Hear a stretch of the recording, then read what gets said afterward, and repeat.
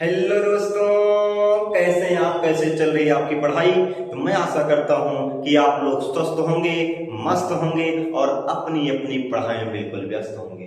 तो हाँ दोस्तों, मैं महेंद्र पारसारथी आपका अपने इस चैनल के माध्यम से स्वागत करता हूं और मैं बता देना चाहता हूं कि दोस्तों आप लोगों के सहयोग सपोर्ट से मैं लाइव क्लास डेली आने लगा हूं, जिसका टाइम है 7 बजे से 8 बजे तक। तो दोस्तों आप लोग लाइव क्लास में भी जुड़िए और इसके साथ आपको जो रिकॉर्डेड क्लास है ये भी आपको डेली मिलती रहेगी। तो देखिए दोस्तों, आज जो आपका टॉपिक है क्लास 12 के बच्चों के लिए बहुत इंपॉर्टेंट है, याद करके रखिएगा दोस्तों। ये आपको बोर्ड पेपर में, ये दोस्तों आपकी यूपी बोर्ड के जो बोर्ड पेपर होगा उस बोर्ड पेपर में 100% मैं बता देना चाहता हूं कि यह 3 नंबर आपका मिनिमम देखे जाएगा और आप इसको क्लास को लास्ट तक देखिएगा और अपना 3 नंबर एकदम फिक्स करिएगा। तो दोस्तों आज का जो क्लास है यह गोली अवतल पृष्ठ पर अपवर्तन का सूत्र है। गोली अवतल पृष्ठ पर अपवर्तन का सूत्र है, क्योंकि हमने अपवर्तन आपको इसके पहले पढ़ा दिया है।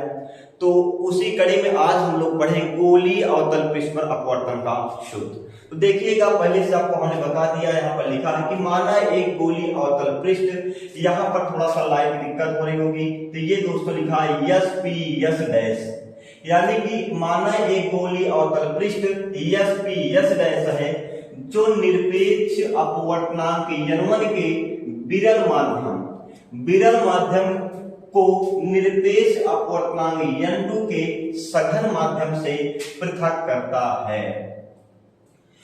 इस पृष्ठ का जो ध्रुव है P है, वक्रता केंद्र C है तथा वस्तु आपकी O है।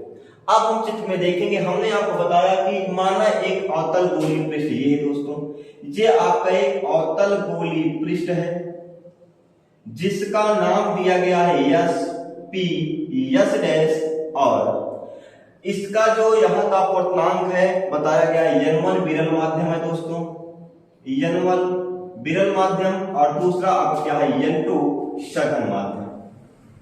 यानी कि विरल माध्यम और सघन माध्यम के क्या करता है, जो आपका गोलीय अवतल पृष्ठ है इधर सघन माध्यम इधर विरल माध्यम, दोनों क्या करता है, ये दोनों क्या करेगा आपका सघन माध्यम से पृथक करता है। विरल माध्यम और सघन माध्यम दोनों क्या करता है, इस पृष्ठ ही क्या इसको पृथक करता है। और इसमें बताया गया है कि इसका जो वक्रता केंद्र ध्रुव है, ध्रुव P है, वक्रता केंद्र जो है दोस्तों आपका C है और इसके बाद इसके सामने एक आपकी वस्तु को रखी गई है।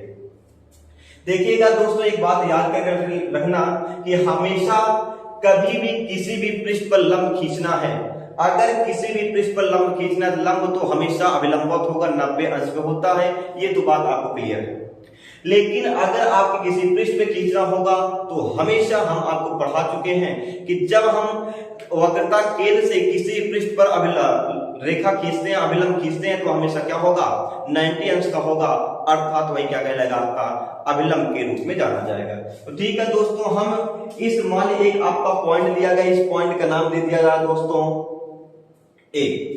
क्या दिया जा रहा है, ए। अब इस पर हम एक क्या खींच देते हैं, अभिलंब खींचेंगे। क्या खींचेंगे, अभिलंब खींचेंगे। अब इस पर हमने क्या खींच दिया, एक अभिलंब खींच दिया। अब आपके दिमाग में बात ये आ रही होगी कि सर अभिलंब यहां पर क्यों खींचा गया, सर अभिलंब यहां पर क्यों खींचा गया। देखिए दोस्तों, जो अभिलंब होता है, अभिलंब हमेशा वक्रता केंद्र से ही खींचा जाता है। अब यहाँ पर जो आपका कोण बनेगा, दोनों कोण आपके 90 अंश के होंगे और 90 अंश पे खींचा भी जाता है, याद करके रखिएगा। अब मान लीजिएगा कि इधर विरल माध्यम इधर सघन माध्यम है। सबसे बड़ी दिक्कत जो आपके फिगर बनाने में होती है उस फिगर को आप जानिएगा। देखिएगा, मान लीजिए आपके दोस्तों वस्तु है, अब यहां से जब कोई प्रकाश की किरण क्या होगा, इस पृथककारी पृष्ठ में पहुंचेगा। मान लीजिए जब कोई प्रकाश की किरण विरल माध्यम से सघन माध्यम प्रवेश करती है तो आप लोगों को पता है वह हमेशा अपने मार्ग से क्या हो जाएगी, विचलित हो जाती है। थोड़ा सा लाइन में दिक्कत हो जा रही है। अब ध्यान दीजिएगा, जब कोई प्रकाश की किरण विरल माध्यम से सघन माध्यम प्रवेश करती है तो हमने आपको पढ़ा चुके हैं कि जब प्रकाश किरण विरल से सघन में जाती है तो वहां पर हमेशा किरण क्या होती है, अभिलंब की ओर झुक जाती है। अर्थात यहाँ पर जो प्रकाश की किरण होगी वह प्रकाश की किरण दोस्तों क्या होगी, अभिलंब की ओर झुक जाएगी। इधर झुक जाएगी, अभिलंब की ओर झुक जाएगी, अर्थात आपकी प्रकाश की किरण ऐसे जाना चालू कर देगी। तो ये वाला जो कोण होगा तो उसको I बनेगा, ये वाला जो कोण होगा तो उसमें आपका R बनेगा, क्योंकि आपतित किरण अभिलंब के साथ आपतन कोण I का निर्माण करता है और अपवर्तित किरण अभिलंब के साथ अपवर्तन कोण R का निर्माण करता है। अब अगर हम इसी अपवर्तित किरण को पीछे की ओर बढ़ाते चले आए, पीछे की ओर बढ़ाते चले आएंगे तो इस अक्ष को, मुख्य अक्ष को जिस बिंदु पर काटेगी वही आपका प्रतिबिंब का निर्माण करेगा, वही आपका क्या बनेगा, प्रतिबिंब बनेगा। पुनः देखिएगा कि जब कोई प्रकाश की किरण विरल से सघन में जाती है तो वह क्या होगा, अभिलंब से दूर हट जाती है, अभिलंब की ओर झुक जाएगी, विरल से सघन जाएगी, विरल से सघन जाती है तो अभिलंब की ओर झुक जाती है, और इसी किरण को अगर पीछे की ओर थोड़ा सा बढ़ाते जाएंगे तो जहां पर इस प्रिंसिपल एक्सिस काटेगा वही दोस्तों क्या बनता है, प्रतिबिंब बनेगा। अब आपको पता है दोस्तों कि जो दूरियां होती है हमेशा मापी जाती है दर्पण के ध्रुव से, तो ये आपकी वस्तु है, वस्तु की दूरी ये होती है, बाद में हम इसको -0 आप ले लेंगे। ये आपका प्रतिबिंब है, प्रतिबिंब आपका भी हो गया, और आपका ये वक्रता केंद्र है, वक्रता केंद्र से दूरी क्या हो जाती है, R हो जाती है। लेकिन अब यहाँ पर कुछ कोण भी आपके बनेंगे जिसको आप अल्फा, बीटा, गामा के नाम जानेंगे। इसके द्वारा जो बना कोण होगा अल्फा होगा, यहाँ पर कोण आपका दोस्तों बीटा होगा, यहाँ पर कोण जो होगा आपको क्या होगा, गामा होगा। अल्फा, बीटा, गामा तीनों आपके कोण प्राप्त हो गए। इसके बाद दोस्तों हम क्या करेंगे, अब यहाँ पर जो पॉइंट आपका ए था, ए से हम एक लंब खींच देंगे, जो आपका लंब क्या है, AM। अब इसके बाद हम ले लेंगे आपका जो त्रिभुज लिया है, ट्रायंगल OA OCA, ट्रायंगल आपका हो जाएगा दोस्तों OCA, ये वाला त्रिभुज लिया जाएगा OCA। ये वाला त्रिभुज जब दोस्तों हम यहाँ पर लेते हैं तो आपको पता है अंतः कोणों का योग बराबर बहिष्कोण हो जाएगा, यानी इन दोनों कोणों का जो योग होगा, जो आपका ऐड होगा वो क्या होगा, आपके गामा के बराबर होगा। तो हम यहाँ पर लिख लेंगे कि आपका जो गामा है, ये गामा अल्फा प्लस कोण I की क्या होगा, बराबर होगा, अर्थात हम लिख देंगे gamma is equal to alpha plus I, जहां से I की वैल्यू हम फाइंड आउट कर लेंगे, तो गामा माइनस अल्फा आपका यहाँ पर आपतन कोण I की वैल्यू मिल गई। इसी प्रकार हम दूसरा त्रिभुज ले लेते हैं। आपका जो दूसरा त्रिभुज है, त्रिभुज ICA होगा दोस्तों, त्रिभुज ICA, ये वाला त्रिभुज ICA। अब एक बात याद कर लेना, जो आपका यहाँ पर R होगा ये कोण किसके बराबर होगा, R के बराबर होगा। तो अगर हम यहाँ से पुनः मान निकालना चाहें, तो मान निकालना अगर हम यहाँ पे चाहें तो दोस्तों आपको पुनः मिलकर क्या मिलेगा, गामा इज इक्वल टू, अब वही काम करना है, अंतः कोणों का योग बराबर बहिष्कोण, यानी कि बीटा प्लस तो आपका क्या है, R। अब यहां से हम निकाल लेंगे R की वैल्यू, अपवर्तन कोण का मान निकालेंगे तो गामा माइनस बीटा, यहाँ पर R की वैल्यू भी प्राप्त हो गई। अब यहाँ पर दो चीजें दोस्तों आपको मिल गया, I की वैल्यू मिल गई और R की वैल्यू मिल गई। तो यहाँ पर पुनः देखिएगा, अब जब हम पहला त्रिभुज लेते हैं OCA, तो वही आपका बहिष्कोण क्या होता है, दोनों अंतः कोणों के योग के बराबर होगा। दूसरा काम जब ICA लेंगे तो वही बीटा प्लस R के बराबर आपका गामा हो जाएगा। आई होप आपको, मुझे लगता है कि आपको समझ में आया होगा। अब इसके बाद अगर हम आपसे बात करना चाहूं दोस्तों, तो यहीं पर आपको स्नेल का नियम आ जा रहा है। स्नेल का नियम आपको बताया गया है कि स्नेल का जो नियम होता है दोस्तों, वह sine I upon sine R is equal to होता है N2 अपॉन N1, जहां आपका I आपतन कोण कीजिए, R अपवर्तन कोण कीजिए है, और N2 आपका जो है वह सघन माध्यम में अपवर्तनांक, और N1 क्या है, विरल माध्यम का अपवर्तनांक होगा। अगर हम यहाँ पर तिर्यक गुणा कर देंगे, तिर्यक गुणा करने के बाद क्या होगा, यहाँ इसके साथ ये गुणा हो जाए, इसके साथ ये क्या हो जाएगा दोस्तों, N1 sine I is equal to N2 sine R, N2 sine R। एक बात याद कर लेना दोस्तों, N1 sine I is equal to N2 sine R। अगर यहाँ पर मान लीजिए कि जो आपका कोण I है, साइन I, जो कोण I है बहुत छोटा होगा, तो कोण I लगभग आपके हो जाता है I के, और आपका R भी क्या हो जाएगा, साइन R भी क्या हो जाएगा, लगभग R के बराबर हो जाएगा। किसके बराबर हो जाएगा? आर के। अतः यदि आपके कोण आई और कोण आर जो है दोस्तों बहुत छोटे होंगे, बहुत छोटे हैं, तो इस कंडीशन साइन आई बराबर क्या हो जाएगा? आई हो जाएगा और साइन आर बराबर क्या हो जाएगा? आपका आर हो जाएगा। तो हम इसी वैल्यू को फाइंड आउट इसे पुट कर देते हैं। तो n1 I is equal to दोस्तों मिलता है n2r। इस बात को आपको बिंदु पर याद करके रखना है। जब आपका I और R बहुत छोटे होंगे तो इस कंडीशन में n1 I is equal to क्या मिल जाएगा? n2r प्राप्त हो जाएगा। तो दोस्तों अब इसी के बाद हम पुनः I और R का मान रख देंगे, जो कि I का मान मिला है I बराबर गामा माइनस अल्फा और R बराबर मिला है गामा माइनस बीटा। तो यहीं पर लिख देंगे। तो n1 I की जो वैल्यू है दोस्तों वह गामा माइनस अल्फा है इज इक्वल टू n2 के स्थान पे जो R की वैल्यू है वह क्या है दोस्तों? गामा माइनस क्या है? बीटा।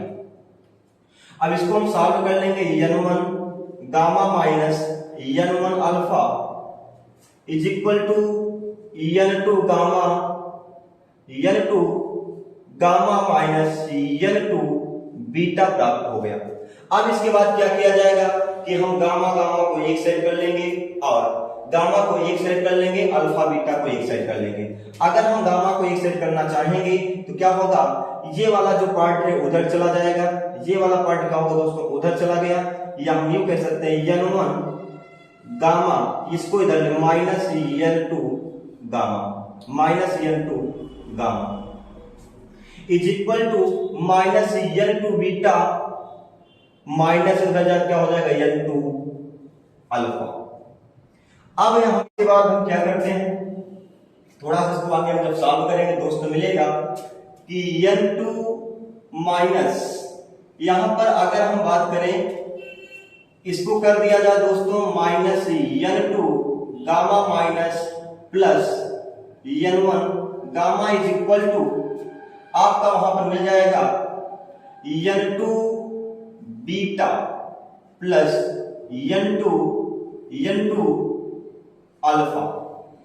अब देखिएगा अगर हम इसी को यहां पर दोस्तों आपका माइनस है, माइनस अगर इसमें हम क्या करते हैं? गुणा कर देंगे तो क्या होगा? आपका माइनस वाला प्लस हो जाएगा और प्लस वाला क्या हो जाएगा दोस्तों? माइनस हो जाएगा।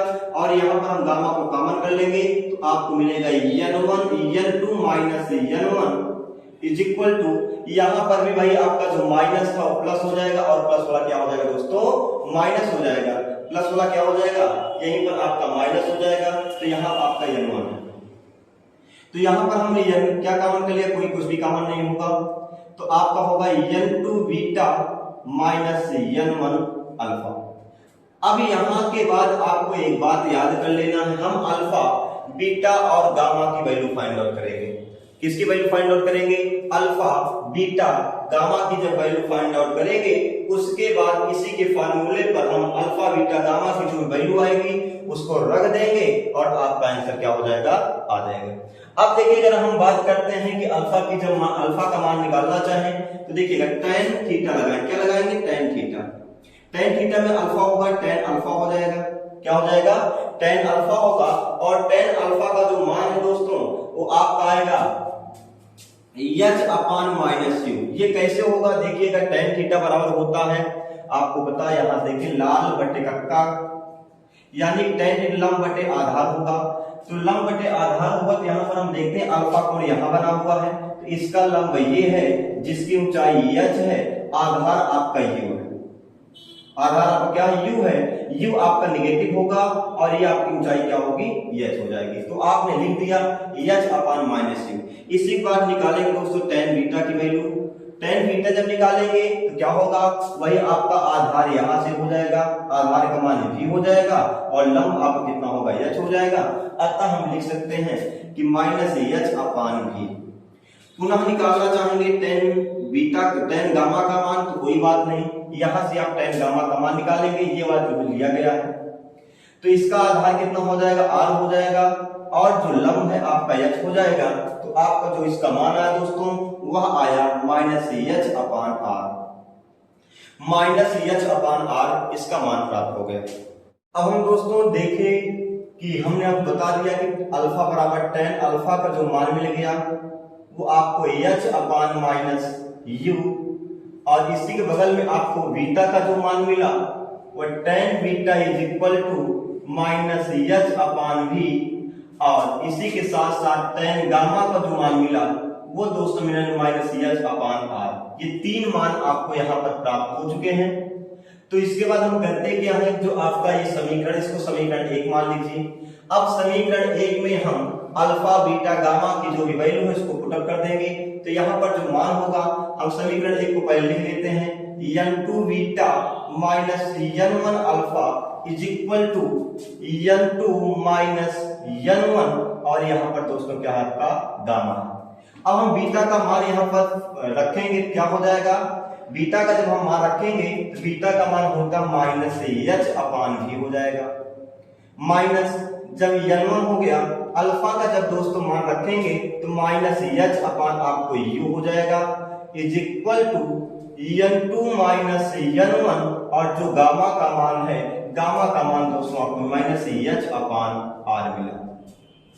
तो दोस्तों आप यहाँ पर क्या करेंगे, माइनस एच को हम कॉमन कर लेंगे, माइनस एच को हम कॉमन करेंगे तो आपको मिल जाएगा n2v। अब यहाँ पर माइनस माइनस प्लस हो गया था, लेकिन जब हमने माइनस को कॉमन किया तो यहाँ पर पुनः माइनस हो जाएगा n1 upon u is equal to minus H को हमने कॉमन कर लिया तो n2 माइनस n1, अब बटे में क्या मिला दोस्तों r। ये माइनस ए से माइनस एच कट गया तो आपका जो फार्मूला मिला n2 upon v minus n1 upon u is equal to n2 minus n1 upon v।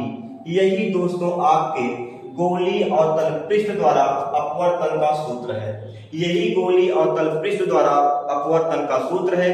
और मैं आशा करता हूं कि आप लोग ज्यादा से ज्यादा सपोर्ट करेंगे, लाइक करेंगे, शेयर करेंगे, सब्सक्राइब करेंगे, और आप लोगों को मैं आप सहयोग से डेली आपको इंपॉर्टेंट क्वेश्चन जो होंगे आपको बताते रहेंगे। दोस्तों आप इसको एक बार स्क्रीनशॉट ले लीजिएगा, जहां कहीं पर आपको समस्या हुई होगी उसको आप मुझसे बताइएगा, और मैं आपका सलूशन अगले दिन अवश्य बताऊंगा। कमेंट में बताइएगा सर क्या समस्या है, क्या नहीं समझ में आया, मैं उसको दूसरे दिन अवश्य बताऊंगा।